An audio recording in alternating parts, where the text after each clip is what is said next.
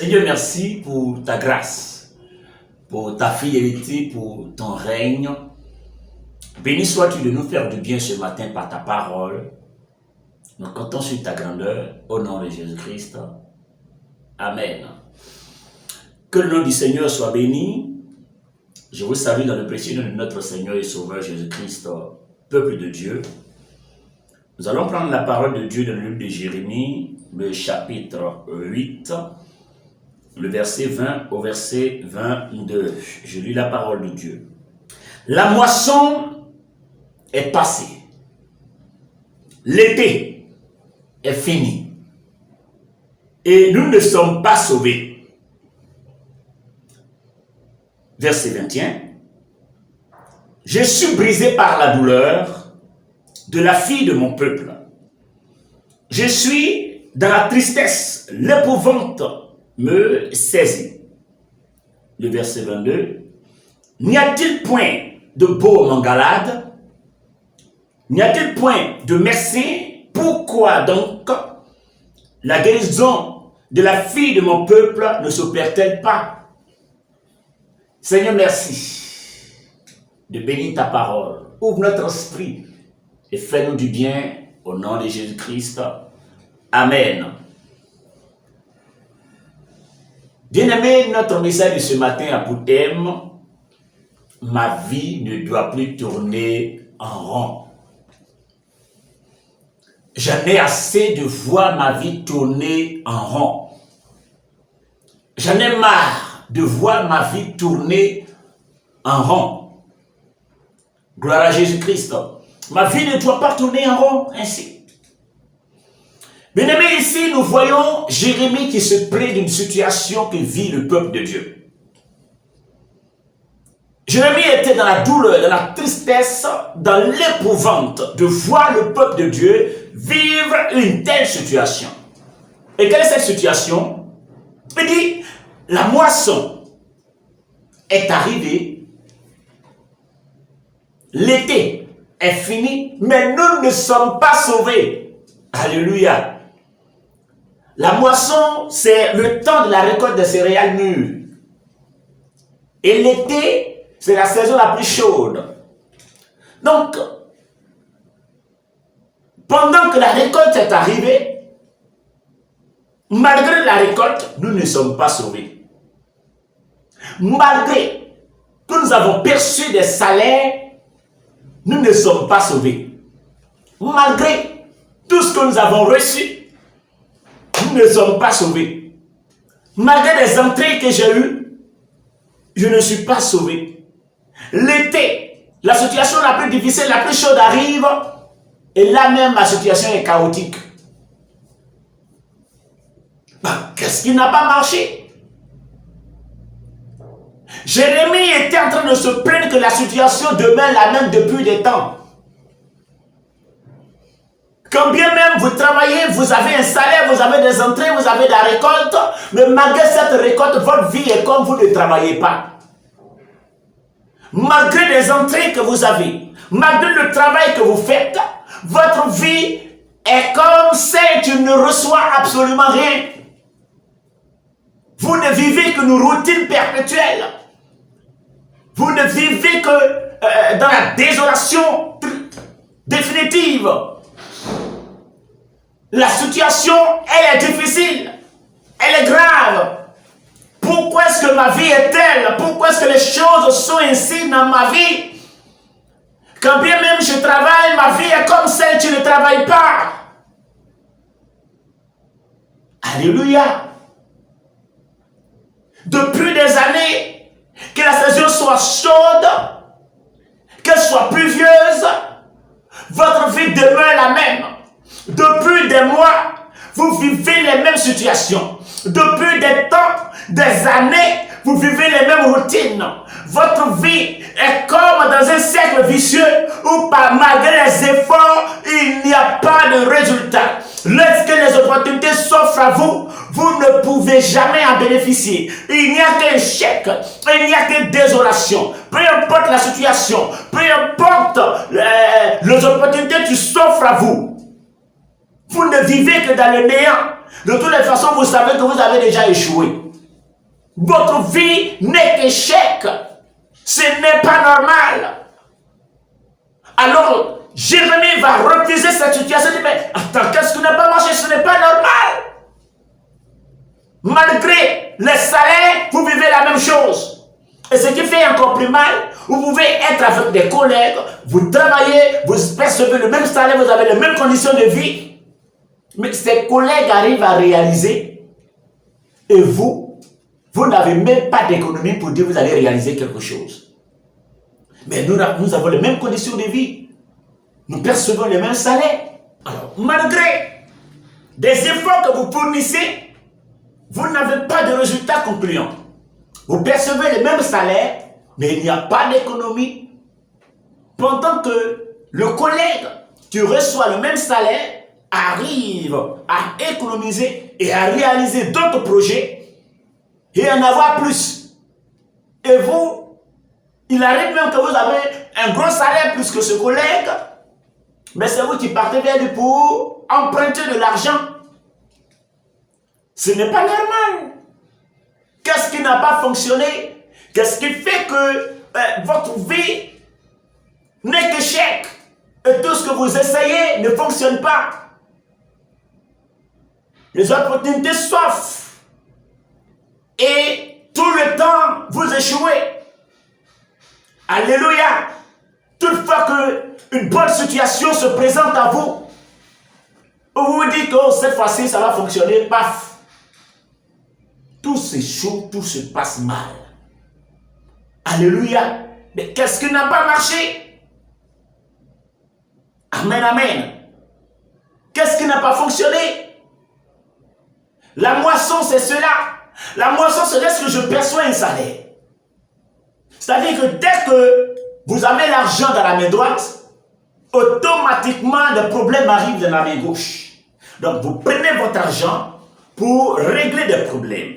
Dès que vous avez le salaire, automatiquement, l'hôpital vous appelle pour dire que vous venez de donner votre argent ici, hein, venez, venez, venez.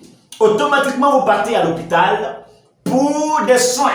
Dès que vous avez un peu d'argent, dès que vous avez des entrées, vous devez aller dans votre banque, qui est la pharmacie, pour aller déposer votre argent là-bas.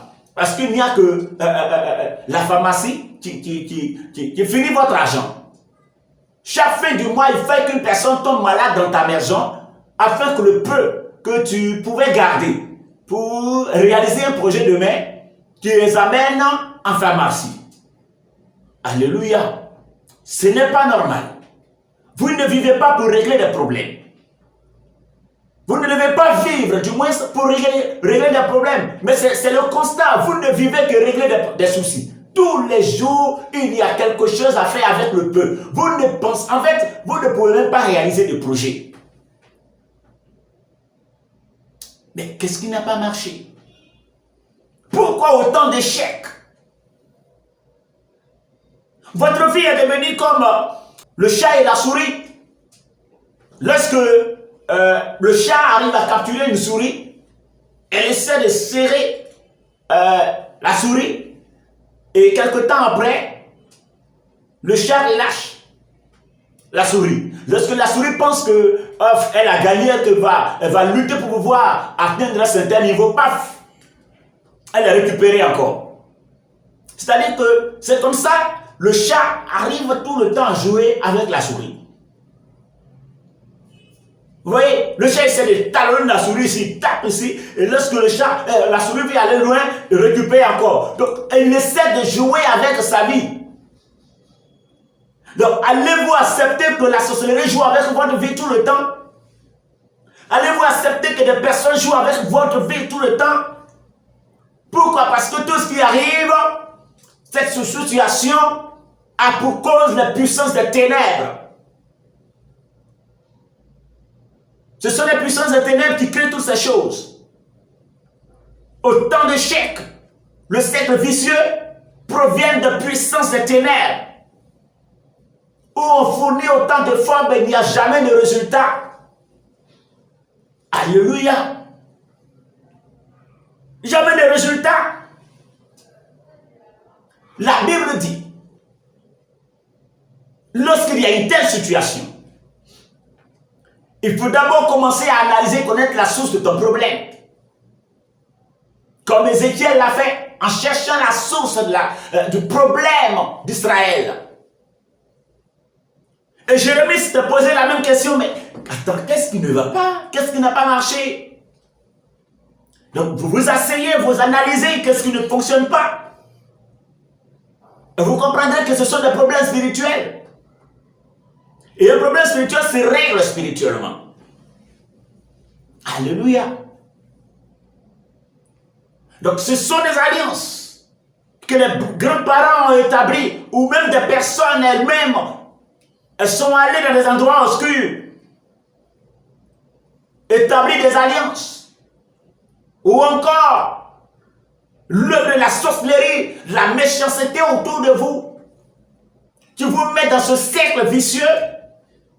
Tu es comme une forme de prison spirituelle. Une forme de prison qui vous mettait dans cette vie stagnante. Et vous tournez en rond malgré des années. Et Jérémie dit, mais qu'est-ce qui n'a pas marché depuis des temps? C'est la même chose. Depuis 5 ans, 10 ans, vous vivez la même situation. Depuis que vous et des amis, vous connaissez,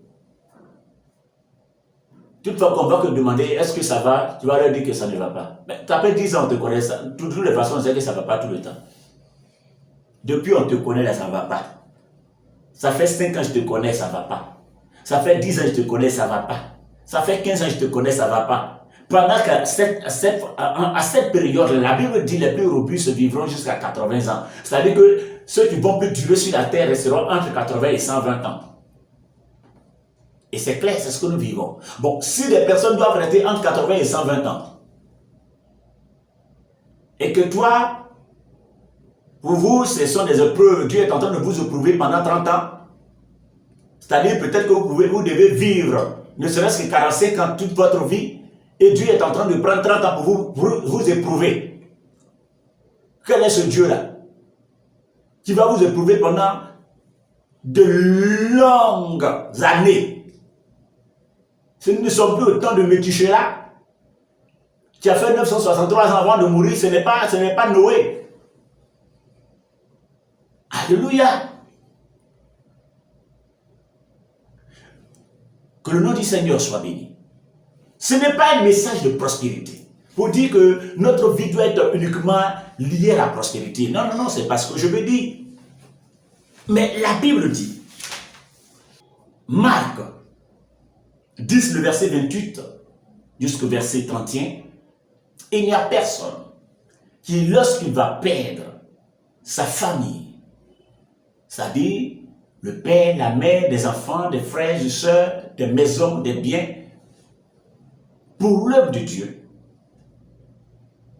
pour l'évangile, pour Jésus-Christ, tu ne vas pas en recevoir ce temps présent et dans la vie éternelle.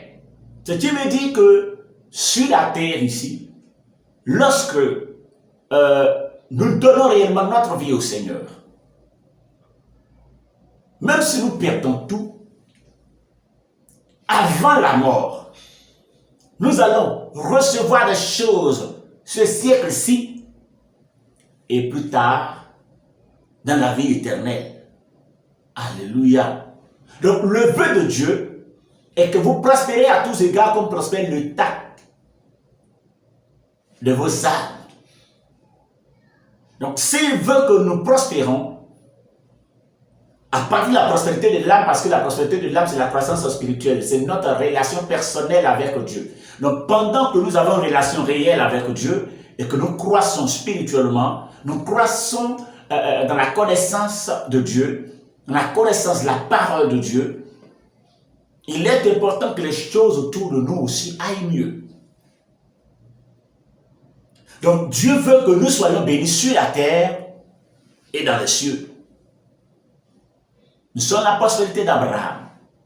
Donc, étant postérité d'Abraham, nous sommes ceux-là qui doivent recevoir la bénédiction d'Abraham et sur terre et dans la vie éternelle. Alléluia. Mais si votre vie n'est que néant, quelque chose n'a pas marché. Quelque chose n'a pas marché. Si vous acceptez la situation pour dire que tout ce qui arrive c'est la volonté de Dieu, tout ce qui arrive là c'est la volonté de Dieu, c'est la volonté de Dieu. Dieu vous a mis toutes ces choses dans la tête. Regardez en Jérémie 29 verset 11, qu'est-ce qu'il dit? Je connais des projets que j'ai formés sur toi, projets de paix et non de malheur. Dieu a un projet de paix pour nous et non de malheur. Et non de malheur.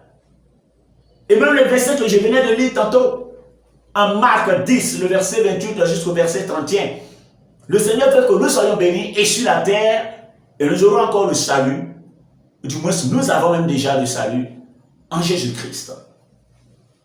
Alléluia. Mais si vous ne vous levez pas pour refuser la situation dans laquelle vous êtes, elle ne changera pas. Je vous dis la vérité.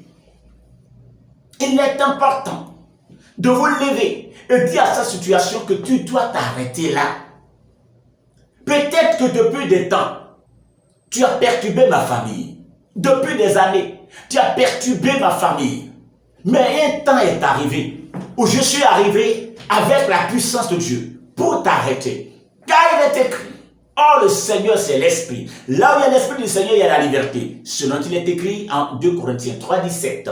Donc, si il y a l'Esprit du Seigneur en moi, l'Esprit du Seigneur me rend libre. Oh, j'ai l'Esprit du Christ en moi. Et cet Esprit-là me rend libre. Donc, cette liberté ne dépend pas forcément de moi. Moi, j'ai la volonté. Mais ce n'est pas l'Esprit du Christ qui est en moi que j'ai cette liberté. Car il est écrit en Zacharie 4, verset 6, ce n'est ni par la force ni par la puissance, mais c'est par mon esprit qui est une grande montagne devant Zorobabel. Tu seras aplani par l'Esprit de Dieu. Alors si j'ai la puissance de l'Esprit en moi, si j'ai la puissance de Dieu en moi, il est important que je refuse catégoriquement la situation dans laquelle je suis. La vie et la mort sont au pouvoir de la langue. Celui qui en aime mangera les fruits. Si vous aimez la vie, vous vivrez. Si vous aimez la mort, vous mourrez. Alors il est important de vivre. Tout a été créé par la parole. Dieu a tout fait par la parole. Il dit, et la chose arrive. Les ténèbres étaient à la surface de l'abîme. Et la Bible dit que l'Éternel dit que la lumière soit.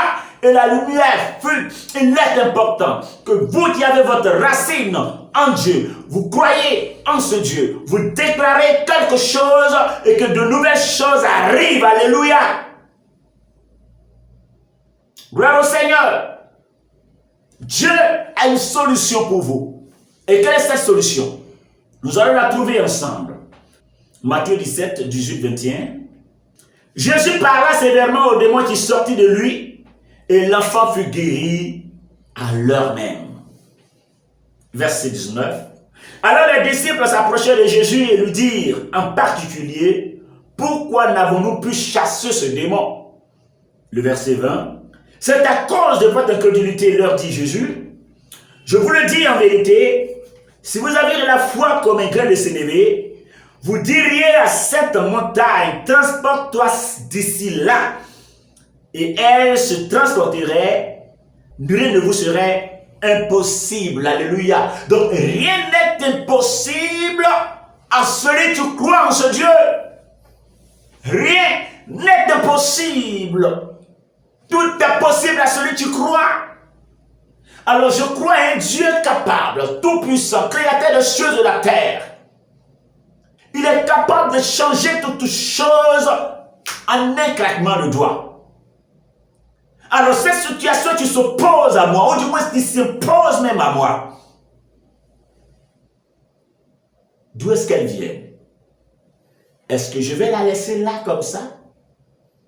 Il est temps de lui dire que situation, peu importe ta force, ton origine, un temps est arrivé où tu ne dois plus régner dans ma vie. Il est important que les choses changent. Vous voyez, cette situation ne sort que par le jeûne et prière. Il y a des esprits que c'est par le moment de jeûne et prière que vous pouvez changer les choses. Il y a des démons qui ne sortent que par des moments de jeûne et de prière. Quand on parle de jeûne et de prière, ce n'est pas seulement faire des grèves de faim. C'est-à-dire rentrer dans la maison et ne pas manger matin jusqu'au soir et vous dites que j'ai jeûné. Non, non, non. Je vous explique ce qu'on appelle le jeûne. Ésaïe, le chapitre 58, le verset 6 à 8. Je lis la parole de Dieu. Voici le jeûne auquel je prends plaisir. Détache les chaînes de la méchanceté. Alors pendant que vous jeûnez, arrêtez de faire la méchanceté pour que la prière porte. Voici le jeûne auquel le Seigneur prend plaisir. D'abord, arrêtez de faire la méchanceté pendant que vous jeûnez. Vous manifestez de la méchanceté, vous vivez de la méchanceté pendant que vous faites les grèves de faim. Alléluia. Il suit le verset. Et qu'est-ce qu'il dit ensuite? Détachez les chaînes de la méchanceté, dénouez les liens de la servitude. Ne soyez plus sous la servitude, sous la domination des puissances des ténèbres. Pendant que vous jeûnez, cherchez à briser toutes ces choses. Ensuite, qu'est-ce qu'il dit? Rends libre les opprimés. Des personnes qui sont opprimées, oppressées, perturbées. Il faut les libérer. Il faut être bon avec des personnes qui sont autour de vous. Et que l'on rompe toute espèce de joug. Toutes sortes de fardeaux, toutes sortes de bagages déposés dessus de vous. Dans les moments de jeûne, il faut faire tomber ce fardeau. Il faut enlever ce bagage pour faire tomber. Voici l'objectif dans un moment de jeûne. Partage, verset 7, partage ton pain avec celui qui a faim. Faire le bien, le partage. Et faites entrer dans la maison les malheureux sans asile, les personnes qui n'ont pas de maison. Aidez-les à avoir un endroit où dormir. Là où vous dormez, vous pouvez les aider à dormir avec vous. Si tu vois un homme nu, couvre-le. Ne te détourne pas de ton semblable. Alors, lorsque vous aurez fait le bien, qu'est-ce qui va se passer? Ta lumière pointera comme l'aurore. Et ta guérison germera promptement. Ta justice marchera devant toi. Et la gloire de l'Éternel t'accompagnera. La gloire de l'Éternel t'accompagnera. Comme il est écrit encore en Psaume 23, le verset 6, le bonheur et la grâce t'accompagnent tous les jours de ta vie. Donc, soyez bons envers le prochain pendant que vous faites un moment de jeûne. Et brisez toute joug. Faites tomber ce tir au-dessus de vous qui pèse sur vous, qui vous empêche d'aller loin. Déchargez-vous du péché, mais déchargez aussi le poids que l'ennemi a déposé sur vous. Vous n'allez pas regarder la situation, vous dévorer. Vous savez, il y a toujours une personne que Dieu saisisse dans une famille pour relever le défi. Et à vous, vous qui me regardez, c'est à vous que je parle. C'est vous qui êtes sélectionnés pour relever le défi dans votre famille. Si vous refusez de relever le défi, la famille restera toujours dans cette eau. Personne ne pourra sortir de là. Voulez-vous continuer à rester dans le tunnel? Sortez de là. Dieu compte sur vous pour relever ce défi. Et vous restez là, ça va aller, ça va aller, ça va aller. Vous allez mourir, ça va aller.